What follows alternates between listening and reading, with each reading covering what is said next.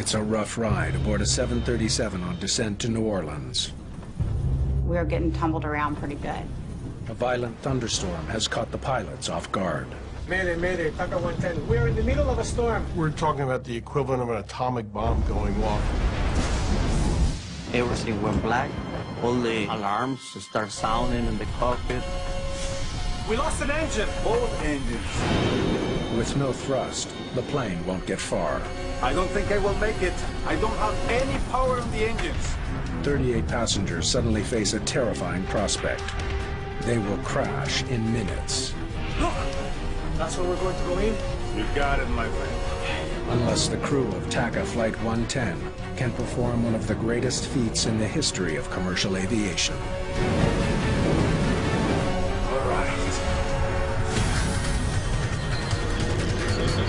Mayday.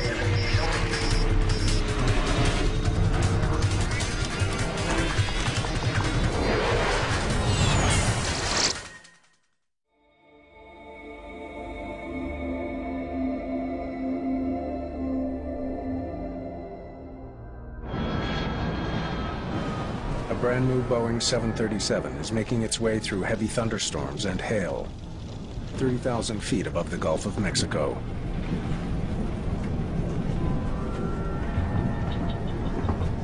Vamos a tener mal tiempo por un buen rato. TACA Airlines is a small family-owned operation based in El Salvador. TACA Flight 110 left Belize City less than 2 hours ago, bound for New Orleans. Among the 38 passengers, Gracias. no one is more eager to arrive in the U.S. than Lee Burmeister. I'd been down to Costa Rica for about a month, and my appendix ruptured and had surgery in a small little village. It was a scary time. I was really ready to get home. The heavy weather the crew is now coping with is a big change from earlier in the flight. Yo recuerdo que era un día. I remember that it was a very sunny day when we left Belize. Everything was going well. Todo iba bien. It was just like that. It was pretty, and then all of a sudden it was the blackest sky I've ever seen in the afternoon. They're flying over the Gulf of Mexico in May. At this time of year, the weather is unpredictable. Violent storms can form in a matter of minutes. Thunderstorms have all types of hazards in them, from the heavy rain, hail, lightning, microburst, wind shear, severe icing. We're talking about the equivalent of an atomic bomb going off. A tremendous amount of energy. To avoid dangerous storms, the crew tracks the weather with onboard radar. But the technology has limitations. Airborne weather radar typically operates in an X band, which is a certain wavelength and has limited power. As a matter of fact, hail is not picked up on airborne radar. So we will sometimes get hail blowing off a storm, and yet it'll only show up as green or yellow in front of us on the weather radar, not as the heart of a red thunderstorm. And unfortunately, this is one of the reasons we have to try to stay as far away from thunderstorms as we can. Captain Carlos Dardano was born to fly. At just 29, he's the third generation in a family of pilots. Anti-ice on. Since I was a little child, I remember that I was dreaming on being a pilot and being around airplanes all the time. Captain Dardano has had to overcome tremendous obstacles to earn his wings. 6 years earlier, in 1982, he was flying for a small general aviation company.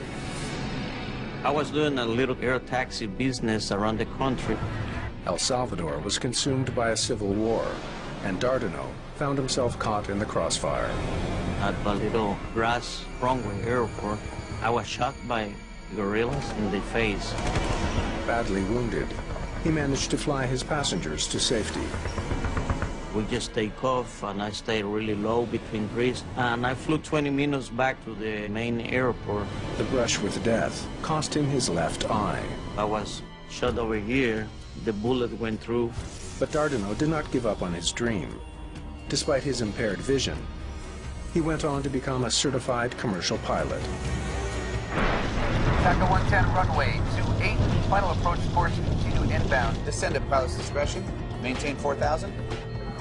Thank you, sir. Taka 110, 4,000. First Officer Dionisio Lopez has more than 12,000 flight hours. He and Dardano have flown together many times. Captain Arturo Sole is a flight instructor with Taka Airlines. He's on board today to observe the performance of this new plane. The 737-300 series.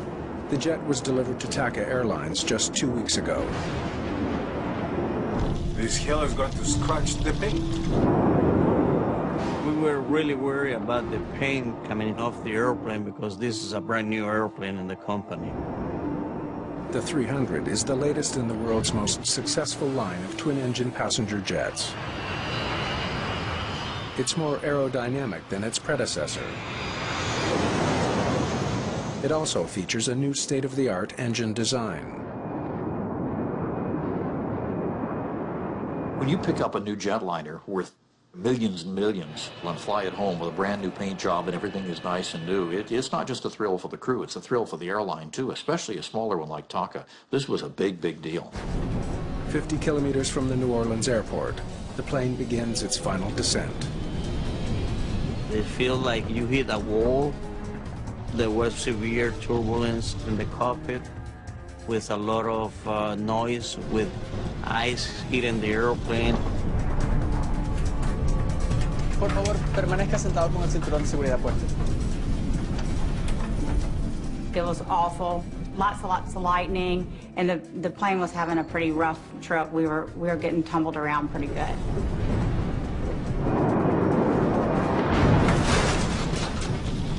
As the flight attendants take their seats. Flight attendants, please take your seats.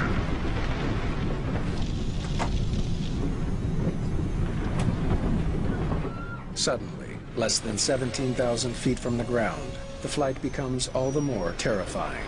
Entonces eso, para mí... It was very strange because it had never happened to me before. The lights had never gone off during turbulence. medio de una turbulencia se fueran las luces. Everything went black. All the alarms start sounding in the cockpit. All the instruments went out. So I hit the throttles a couple of times, trying to just go to basics, control the airplane. We lost power on the engines. Then I find out that we didn't have any power. I've got nothing. The plane has enough speed to glide, but not for long. It will rapidly lose altitude as it does. No power also means no electricity for all the onboard systems. In the New Orleans control tower, Flight 110 disappears from radar. Taka 110, approach, say altitude.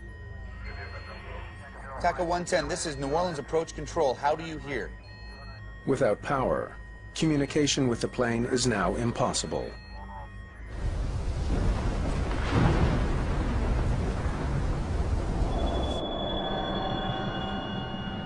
It's really quiet.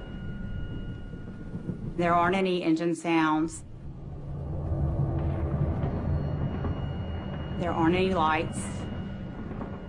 It feels like you're in a dark room without any power.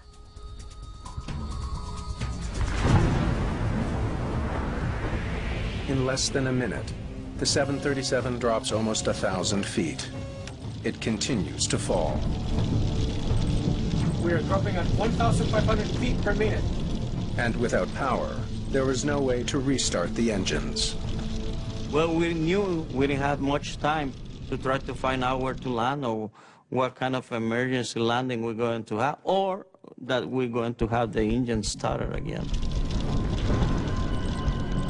The altimeter and attitude indicator have backup battery power. Nothing else is working. The DFU started.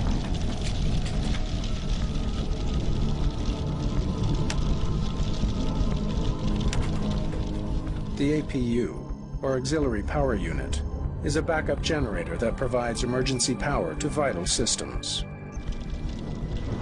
But starting it takes time. And with each passing second, TACA Flight 110 falls closer and closer to the water below.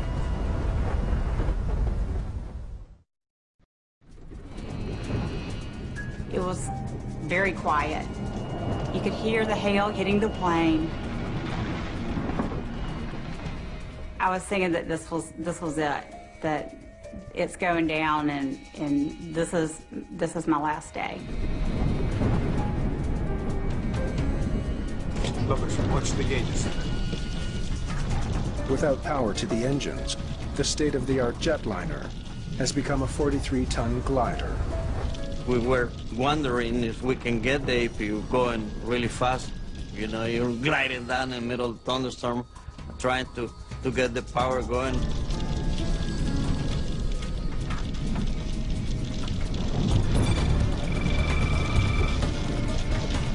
The view's up and running. Y cuando regresaron las luces, When the lights came back on, I was relieved. I thought it was something temporary. No big deal. sucedió, pero que no va a pasar para más. The APU is now providing emergency power to the plane systems. But the engines are still not running. To fire up the powerful turbofan engines, the crew must follow the procedure for a complete engine restart. Fast vital. Fuel levers up.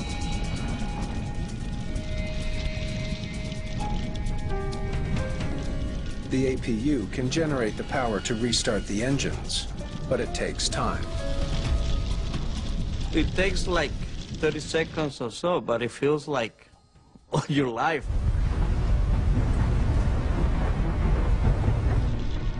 Programa day to New Orleans. Get us out of this storm and onto our runway. Mayday, Mayday, TACA 110. We're in the middle of the storm, sir. We need vectors to the runway now, sir.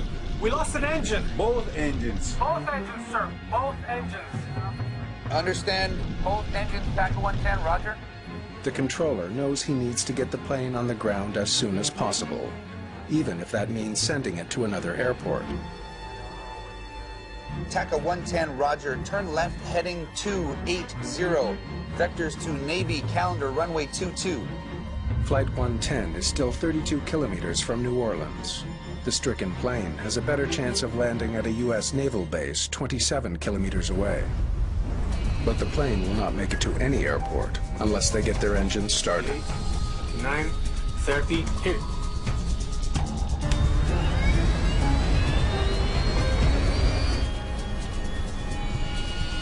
Only 5,000 feet from the ground, the left engine ignites. Speed.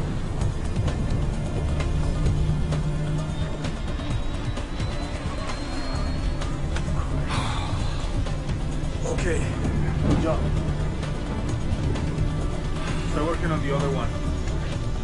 The plane can fly with only one engine, but both engines would be safer, especially in bad weather. Request a vector back to New Orleans.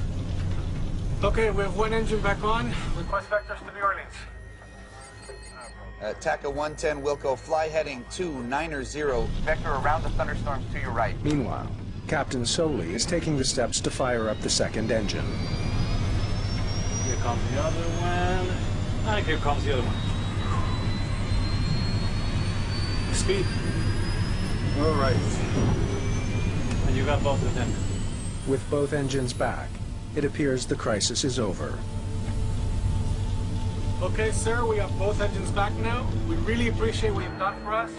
We are going to go down to 310. For the engines to come back on, it really didn't make anybody feel that much better. We are still in a mess. Look, I'm feeling the power. Why don't I feel the power? Something's wrong. The engines appear to be running, but they're not providing any thrust. Sucker's not starting. Then, the gauges show that the engines are overheating. They're burning up from the inside. The risk of a catastrophic engine fire now leaves Dardanel with no choice. He must do something no pilot would ever want to do: shut down both engines for good. Once again, The plane is without power and falling fast. We knew that we don't have any possibility to restart the engines, and then we had to start looking for some place to land. The plane is quickly closing in on 3,000 feet. At the rate it's dropping, it won't make it to New Orleans. Okay, where do I put this thing down?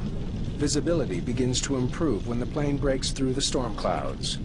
But it's still raining, and Dardanel has less than 3 minutes to find a place to land.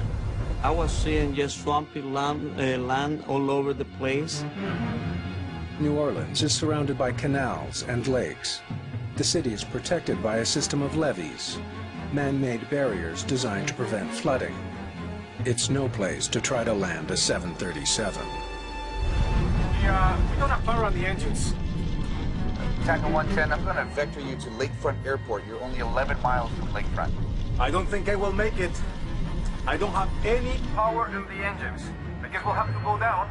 We're going to declare an emergency. We're going to have to decide where to put this thing. TACA 110, do you have visual reference to the ground at this time? Yes, sir. TACA 110, there is an interstate highway directly ahead of you at 12 o'clock and 7 miles. Let's see what it is. Landing on a highway may be Dardanel's only option. It was probably a possibility, but you always know that the freeways are full of cars. So no way I'm going to try to land in the highway because we'll kill many more people. So that was not our option, really. 11 years earlier, a Southern Airways flight facing a similar emergency was forced to land on a highway in Georgia. The crash landing killed 9 people on the ground and 63 people on board the plane. I don't think we're going to be able to make it there. You're 6 miles away from Lakefront Airport. Can you make it there? No, sir. We're at 2,000 feet and losing altitude. The crew only has one option left. I guess I'm going to have to make a ditching here, sir. They must take their chances and put the plane down in the water. TACA 110, roger. Whatever you need to do, sir. And that was about the last communication with the tower. Then we were like 1,500 feet when that was going on. This is New Orleans Tower. We have an inbound 737 probable ditching. 45 souls on board. The Coast Guard is immediately deployed. The crew of TACA Flight 110 plans to put the plane down in the canal directly ahead of them. Okay. There. Put it down, Sophie.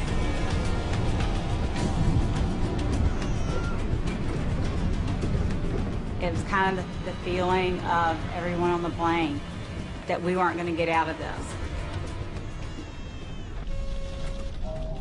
The 737 can only stay in the air for another minute. As Dardanel looks for a safe stretch of canal to drop the plane in, another option appears. Look at that one over there. And then Lopez saw the levee parallel to the canal that we were making the approach on. Should we put it down on the grass? Yes, boss. The levee is much shorter and narrower than a runway, but it looks safer than the water. That's where we're going to go in? You got it, my friend. They will have to act fast to get there. Prepare the cabin. You don't even have time to think about being scared. So I can't say I was scared. We had to start preparing the cabin. Empezar a trabajar en la cabina. La cabeza entre las rodillas y agarren los tobillos. I had to assume crash position, and it was really difficult for me because I had just had surgery, and I had stitches going up the middle of my stomach. Stitches. Operation. Passengers only have seconds to prepare. Los pasajeros se tenían que quitar los zapatos, se tenían que... The passengers had to take off their shoes, their jewelry. They had to put their shoes under the seat in front of them. So we went through the whole emergency checklist. Teníamos que trabajar. Air traffic control can no longer pick up the low-flying 737 on radar. The controller asks other planes to look for it. 6 to Kilo Alpha. If you could check your east just slightly to the south 3 to 4 miles, we lost an aircraft down there, 737. If you could let me know what you see. Roger. Kilo Alpha to 6. I'll see what I can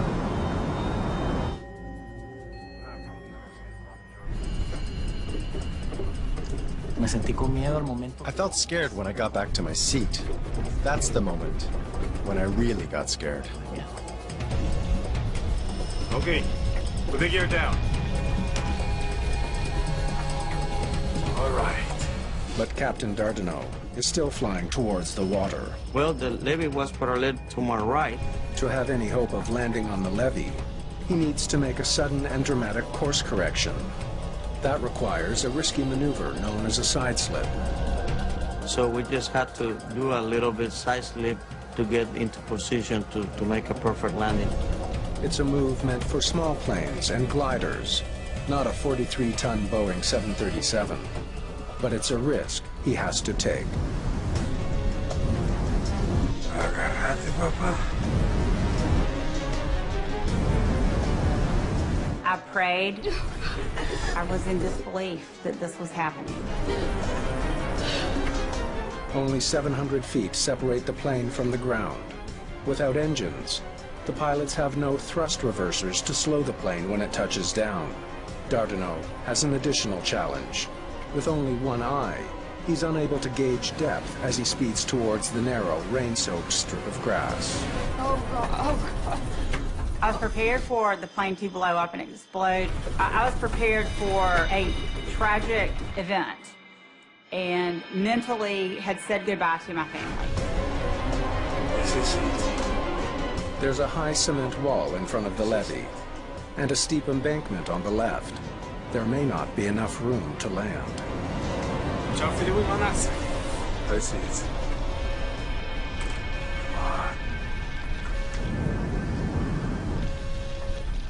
Aquí te tengo, baby.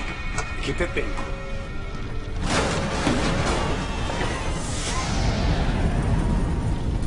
We touched down with one wheel and the other one. Was it a hard landing? Yes. If the seatbelt snapped, we would have flown through the plane, for sure.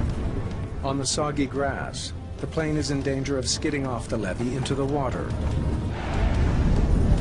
I was trying just to control the airplane, not to hit the brakes and not to lose the airplane at the last minute, you know. The spoilers were out. So we were just thinking, okay, we make it, we make it, we make it.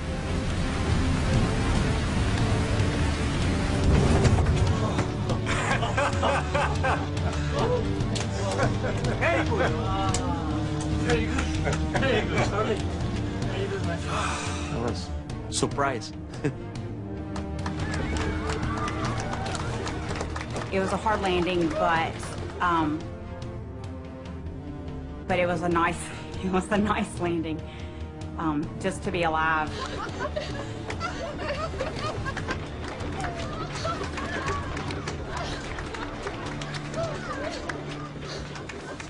El aterrizaje fue espectacular. El avión. The landing was spectacular. The plane landed so smoothly. There wasn't even a bit of turbulence. No hubo ninguna ni media turbulencia. A perfect landing. Perfecto. And that was, I think, the most beautiful landing that I ever made. Cuando yo vi When I looked out my window, there was no fire. So I immediately opened the door and deployed the slide. Salió el tobogán. Rápido, por la salida más cercana. They told us to get off the plane, that the plane was going to blow up. The New Orleans controller has no idea what has become of TACA Flight 110. Another aircraft relays the news to the tower. Kilo Alpha to 6. Everything looks okay. Looks like you did a pretty good job. They made it. You're not going to believe where they are.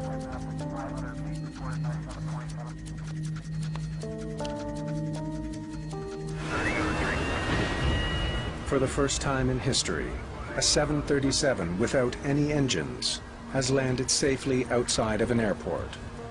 Now, investigators must find out why the sophisticated engines on a brand new jetliner failed in mid-flight. Pilots call this a dead stick landing, a landing with no engines. As it turns out, TACA 110 has landed on NASA property. This is the Michoud facility, where they manufacture parts for the space shuttle. The evacuation was quick. We got out of the plane quickly. We slid down the chutes. I got to the top of the levee, and there were some nurses that were on the plane. And they looked at my stitches and everything. No major injuries, just one person that had an operation, but she's okay. Where were you headed? To New Orleans. And soon after, an ambulance came, put me on a stretcher, and took me to the hospital. You have to thank God. That's right. Yes. And also our captain, because he kept me calm.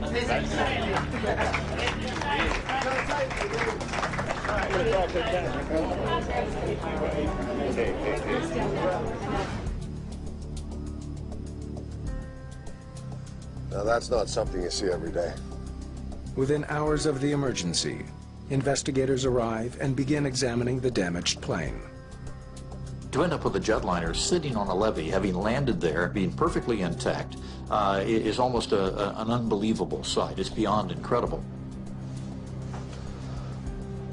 There's a couple of questions for you, but first thing I'd like to say is, nice landing. So, tell me, when did the engine trouble start?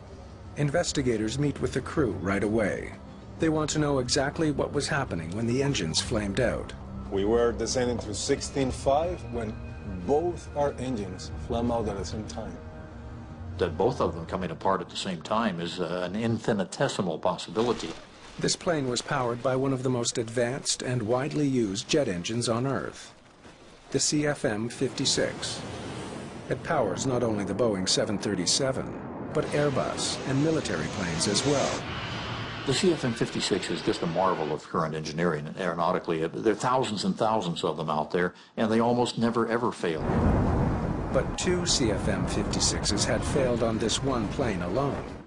Investigators desperately need to know why. I haven't flown through too many storms that intense. They turn their attention to the weather conditions. It's considered a very rare occurrence for engines to have flamed out in flight. And therefore, the concentration was on what possibility would cause this. Is there an environmental effect, since they were flying through rain and hail? Tell me about the storm. The winds were fierce. There was so much rain and hail, we could barely see out the window. Dents in the fuselage reveal that the plane was struck by hail, almost an inch in diameter.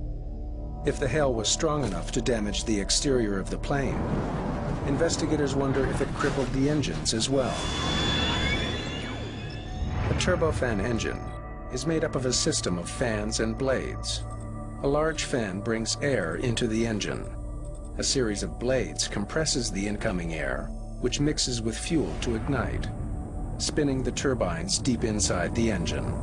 The first thing you look for is to find the parts and then look in the front and the back of the engine to determine if there's damage that might explain something has gone in the engine or something has broken inside the engine. To peer inside the engine, they use a borescope. This is where you put the little TV camera on the end of a scope of some sort. You can look in the internal hot section of the engine and see what they could see. No hail damage to the compressor that I can see. Keep going deeper. Let's see what's at the center. But the turbines deep inside the engine are charred. Look at this. Turbines are almost completely melted. When the engine overheats, if the overheat is allowed to occur long enough, then it will cause melting of the turbine blades. So when did you get the temperature warning? The engines started to overheat right after we started them. And the damage to the turbine, which is the melting of the blades, means that you can no longer produce thrust out of that engine. The chart turbines do not explain why the engine stopped working in the first place. For some reason, Flight 110's engines had quit, restarted, and only then burned up.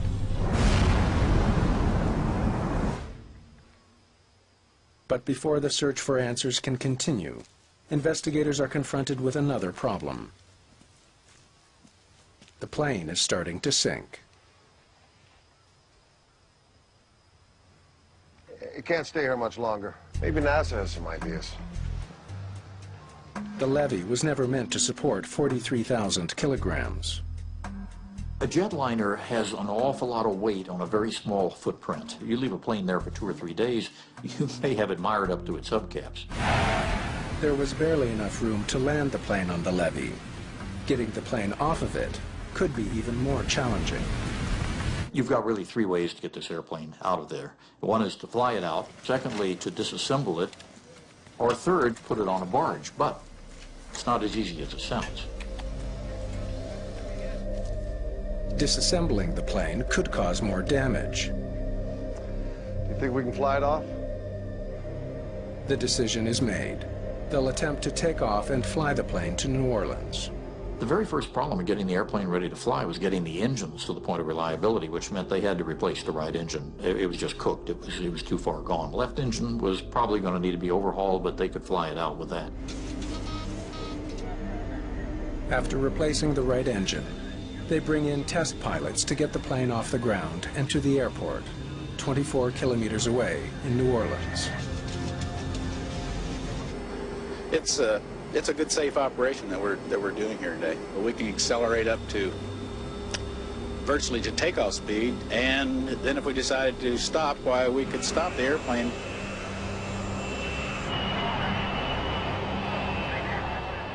With no passengers and very little fuel to weigh the plane down, it reaches takeoff speed in just 365 meters. The investigation at the emergency landing site comes to a dramatic end. In most scenarios in which an airplane comes down in the wrong place but is still intact, you probably never get it out that way. This just happened to be amazing luck. Hey guys. Investigators must now try to figure out why the engines failed in mid-flight. If rain caused them to shut down, thousands of other planes are at risk. This was an incredible situation because these engines are just too reliable. Did they go through a thunderstorm? Well, that's not supposed to do it, so what happened?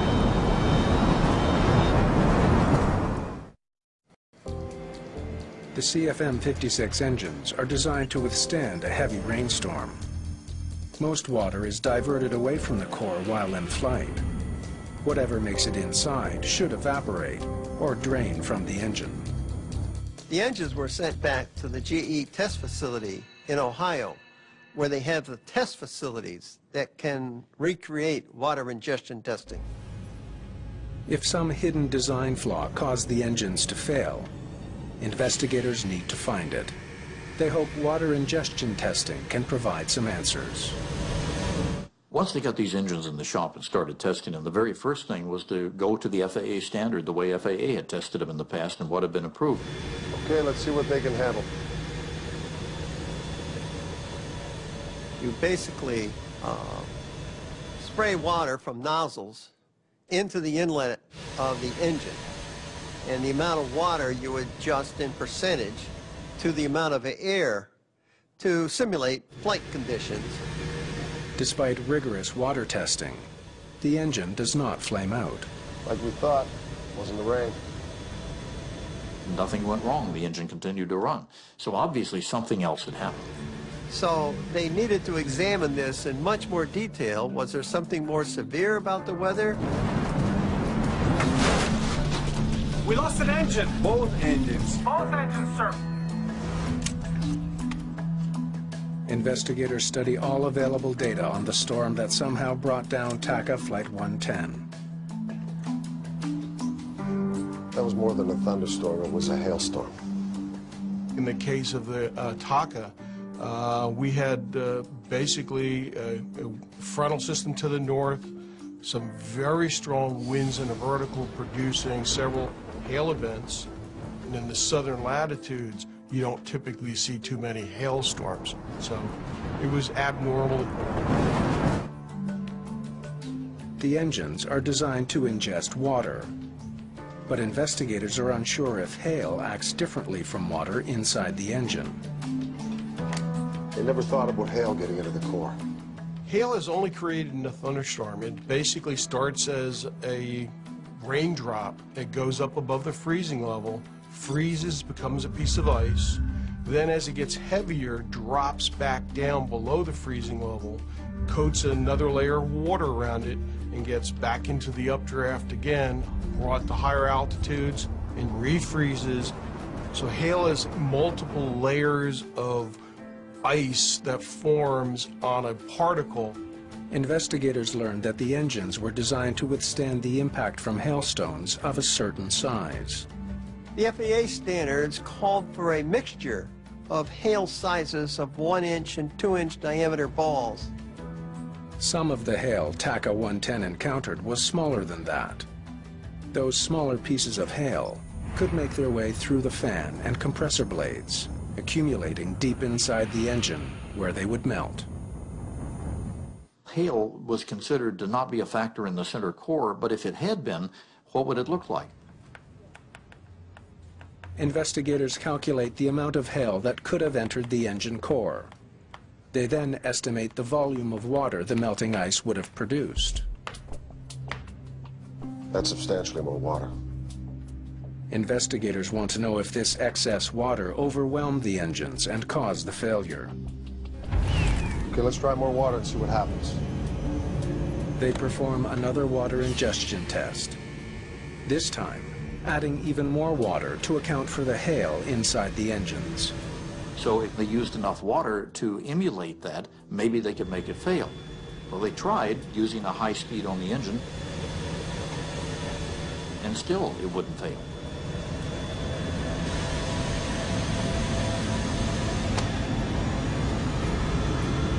Okay, what are we missing? Or whether there's something unique about the engine operation itself that might have contributed to the engine losing power. Engine performance figures from the flight data recorder give investigators a new lead. Just before the flame-out, engine power was down to 35%. TACA 110 runway 28, final approach course, continue inbound, descendant power suppression, maintain 4,000. Thank you, sir. TACA 410, 4,000. They just started their descent. Thank you, sir. TACA 110, 4,000. As the plane began its final approach to New Orleans, the engines automatically reduced power to slow down for their descent. At a lower power setting, the engines may not have been able to handle as much water.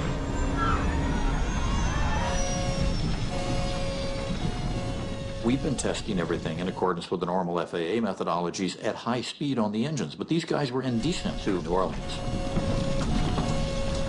They repeat the test, this time with less power to the engines. So we want to see what happens when we add the same amount of water, but with the engines powered down to 35%, okay?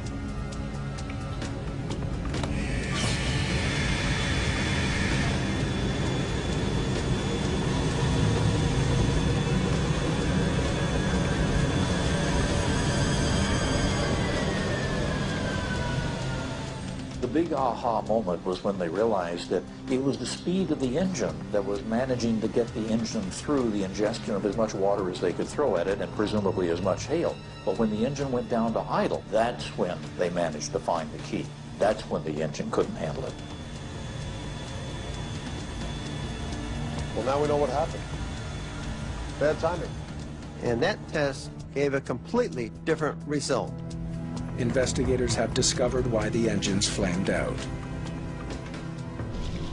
At the lower speeds, the hail having a significant velocity and momentum can actually see an opening between the fan blades. And it's able to get through the fan blades and directly into the core. The engines filled with hail and water and flamed out. For investigators, only one mystery remains. Don't feel any power. What went wrong after the TACA crew restarted their engines? The sucker's not started. Why did they overheat and fail?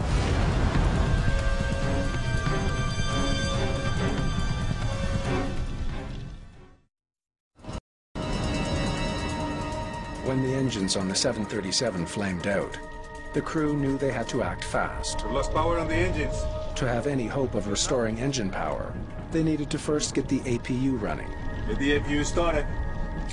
Since the engines were no longer spinning, they had stopped ingesting air and water, but a successful restart was far from guaranteed. If you do not have all the proper conditions, you can get what's called a hot start, which means that you have too much fuel for the amount of air going into it, and the flame will now migrate into the turbine where it could overheat it. After studying the engine data from the flight recorder, investigators conclude that the overheating and ultimate failure of the engines was in fact due to a hot start. Mayday, mayday, TACA 110. We lost an engine. Both engines. Both engines, sir. Both engines. With his engines flooded with fuel and no time to properly drain them, Dardano hit the ignition switch.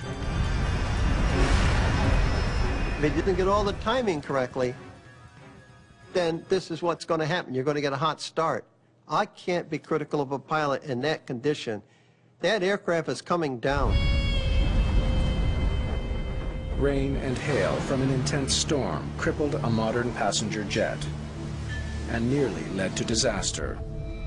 Investigators must find a way to make sure it never happens again.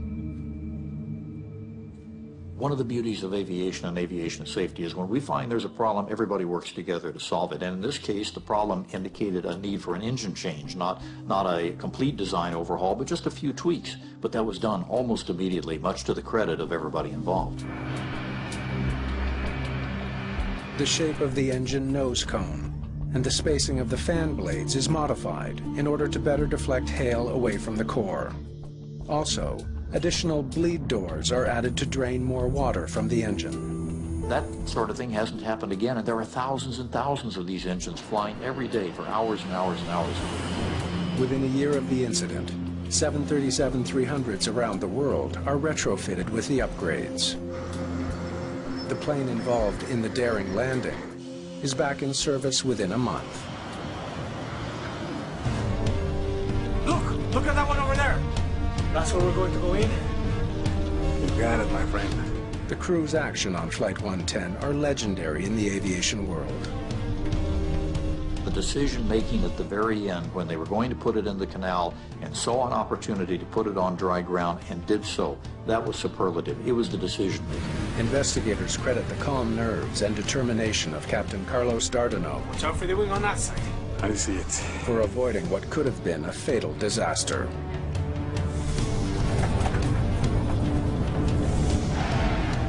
Captain Dardano is dubbed a hero in the media. Passengers that day were overjoyed. Dardano and his crew kept the calm, and because of that, 45 people who rode that plane are alive today.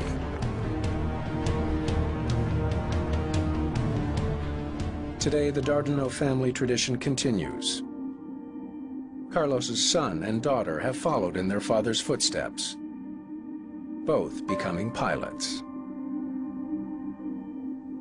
At the beginning, I was mad when I was shot. I lost part of my vision, and then I had this accident that everything went well. And 20 years later, I have a career, I have a good life, and life is for a reason is for life.